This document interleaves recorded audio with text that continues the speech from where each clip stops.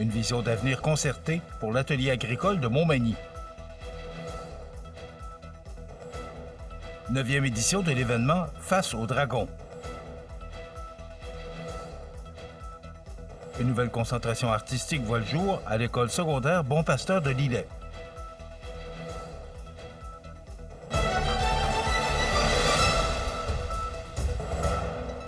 Lundi 19 janvier 2026. Bonjour mesdames et messieurs, bienvenue à votre bulletin d'actualité sur le réseau de télévision CMA TV et bon début de semaine. L'atelier agricole de la MRC de Montmagny franchit une étape déterminante avec la finalisation de sa planification stratégique 2026-2029. Réalisée entre janvier et novembre 2025, cette démarche collective confirme la pertinence du projet et son ancrage solide dans la communauté. Après 4 années d'expérimentation sur le terrain, une évaluation a été menée afin de mesurer l'intérêt du milieu et de s'assurer que l'atelier agricole répond toujours aux besoins réels du territoire. Pour appuyer cette réflexion, une vaste démarche de consultation a été déployée avec l'accompagnement de la consultante Virginie Guibert de Faire ensemble autrement. Plus de 50 personnes ont pris part à des rencontres de co-réflexion réunissant étudiants, organismes œuvrant en sécurité alimentaire, élus municipaux et intervenants du milieu agricole. Des entretiens individuels ont également permis d'approfondir les échanges avec des acteurs clés et de recueillir des points de vue variés.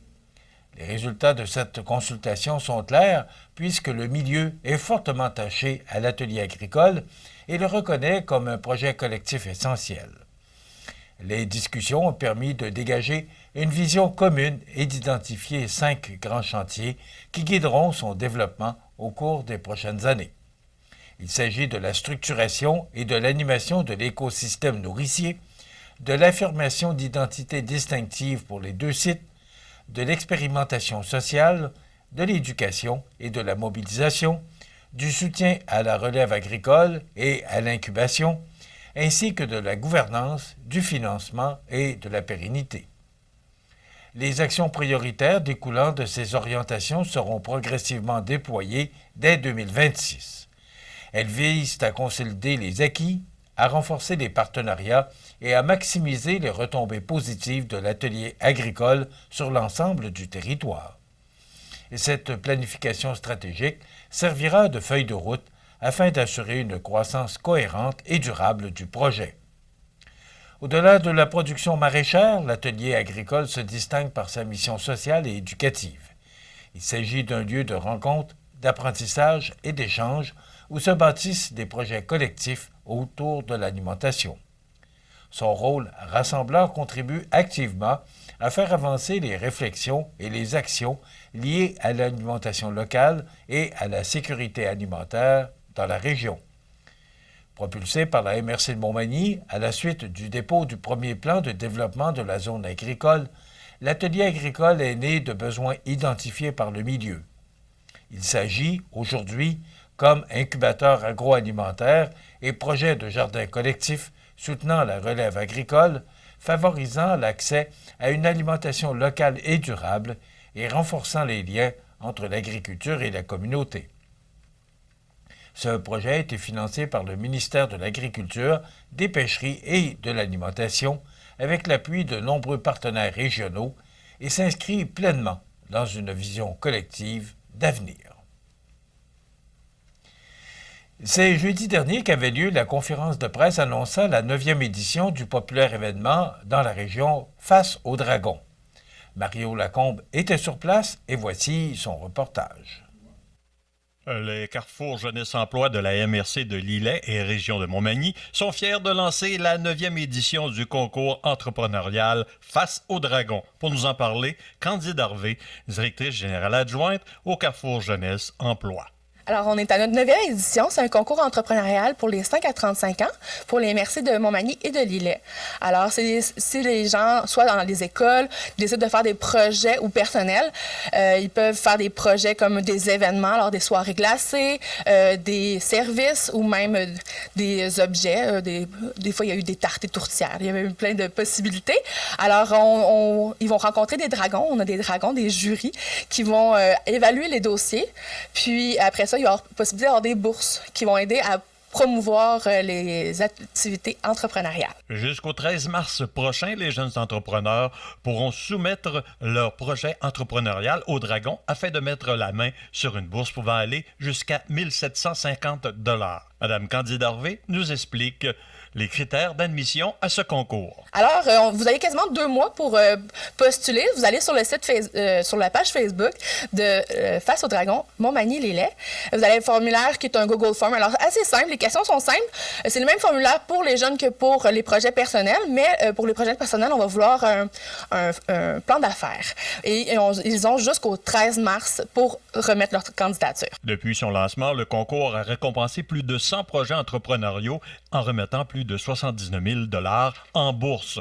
L'appui solide de partenaires comme la Caisse Desjardins, qui présente l'édition 2026 du concours, est directement lié au succès de Face au Dragon Montmagny-Lillet. Madame Harvey nous présente les dragons pour cette 9e édition. Alors, Brian Paré de chez Paber Aluminium, Elisabeth Caron de chez Formaca, Maxime Bernier de chez Financière Sun Life. On a aussi Pascal Pelletier de Textile Gauvin. On a aussi Julie No des Caisses Desjardins de la MRC de Montmagny, Gabriel Sanson de chez Mallette et pour finir, parce qu'on a vraiment une belle liste, Myriam Patoine de chez Les Petits Lapins d'Amour. En terminant, l'engagement de nombreux commanditaires régionaux dont le Club Richelieu, la MRC de Lillet, Mathieu Rivet, le Cégep de l'Apogatière Campus Montmagny et Horisol, qui croient fermement au potentiel de la relève entrepreneuriale, permet d'offrir une vitrine exceptionnelle aux initiatives de la relève depuis maintenant 9 ans. Mario Lacombe à Montmagny pour CMA TV, Information. Une nouvelle concentration artistique voit le jour à l'école secondaire Bon Pasteur de Lillet. Les détails après la pause. Le restaurant Pizzeria Porto Bellissimo, un incontournable à Saint-Jean-Port-Joli. Pizza débordante de garniture, menus variés et abordables. Délicieux desserts avec des produits de grande qualité des gâteries de l'Ami. Porto Bellissimo et les gâteries de l'Ami, route de l'église à Saint-Jean-Port-Joli. Animalerie Montmagny, on aime vos félins, parfois taquins. Oui, vos chiens, même les coquins. Vos oiseaux qui chantent en duo, c'est pour l'amour des animaux. Animalerie Montmagny, pour l'amour des animaux.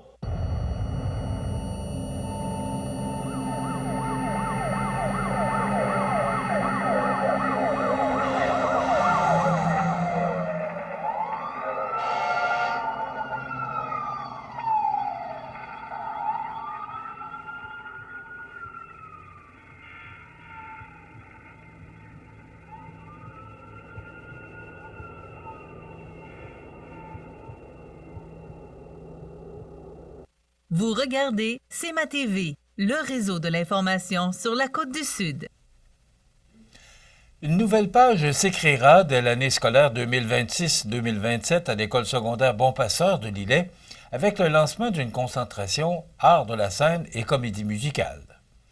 Cette initiative, annoncée par la direction de l'établissement et le centre de service scolaire de la Côte-du-Sud, vise à offrir aux élèves passionnés de danse, de théâtre et de performance une formation spécialisée, tout en maintenant un parcours scolaire complet et équilibré. Ce nouveau programme se distingue notamment par un partenariat majeur avec l'école de danse Chantal Caron, une institution reconnue pour son expertise et pour le rayonnement international de sa fondatrice, Mme Chantal Caron. Grâce à cette collaboration, les élèves inscrits à la concentration pourront bénéficier d'un encadrement professionnel et d'installations adaptées à l'apprentissage des arts de la scène. La concentration art de la scène et comédie musicale permettra aux jeunes de développer leurs compétences artistiques dans un environnement stimulant et structuré. Les élèves auront accès à des cours spécialisés en danse offerts dans les locaux de l'école de danse, à des ateliers de théâtre et d'expression corporelle, ainsi qu'à des ateliers de chant. Et des rencontres avec des artistes professionnels et des occasions de se produire sur scène lors d'événements culturels feront également partie du parcours. Selon la directrice de l'école secondaire Bon Pasteur, Lucie Nadeau, ce projet s'inscrit dans une vision éducative globale. Elle souligne que l'art joue un rôle essentiel dans le développement personnel des élèves et que cette concentration permettra aux jeunes de s'exprimer, de créer et de rayonner dans leur milieu, tout en favorisant la confiance en soi et le travail d'équipe. De son côté, Éléonore Caron-Saint-Pierre, directrice de l'école de danse Chantal Caron, se réjouit de cette nouvelle collaboration. Elle estime que cette concentration réunira des artistes autour d'un projet commun, dans un encadrement bienveillant, et rappelle qu'il n'est jamais trop tard pour découvrir une passion ou révéler un talent. Les inscriptions à la concentration Art de la scène et comédie musicale se dérouleront durant la période officielle du 2 au 13 février prochain. Les personnes intéressées sont invitées à communiquer avec l'école secondaire Bon Pasteur pour obtenir davantage d'informations. Cette nouvelle offre éducative vient ainsi enrichir l'identité culturelle et artistique de la communauté scolaire locale.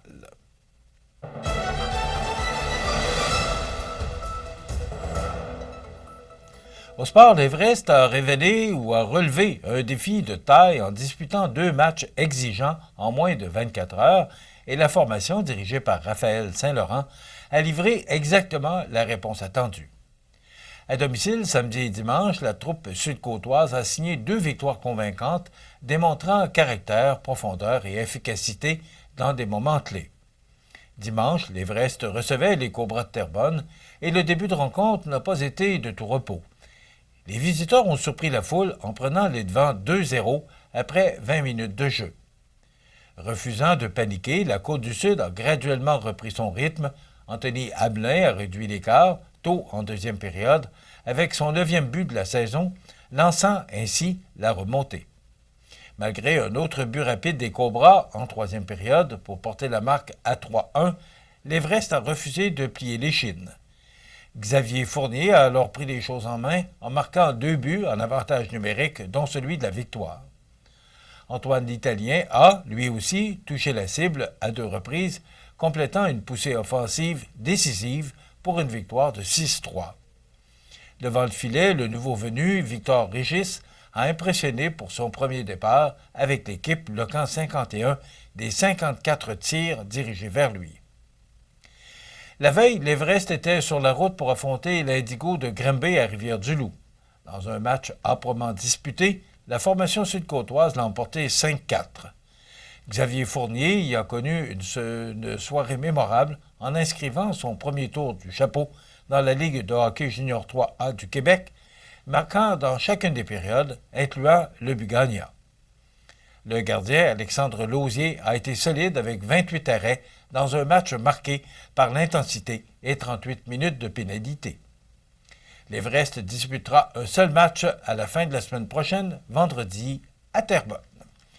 Voilà ce qui complète votre bulletin d'actualité de ce lundi 19 janvier. Dans un moment, les prévisions de la météo. Et au menu de cette émission du 19 janvier, dans un moment, on vous présente la chronique Ancrez-vous avec Jessica Fortier-Lavallée de l'Ancre et Audrey Saint-Pierre nous fera faire le tour du Centre communautaire Normandie. Et bien sûr, on terminera l'émission avec les commentaires d'actualité de ces derniers jours pour ce mois de janvier qui est quand même passablement occupé dans l'actualité. Je vous souhaite donc une excellente émission à notre antenne.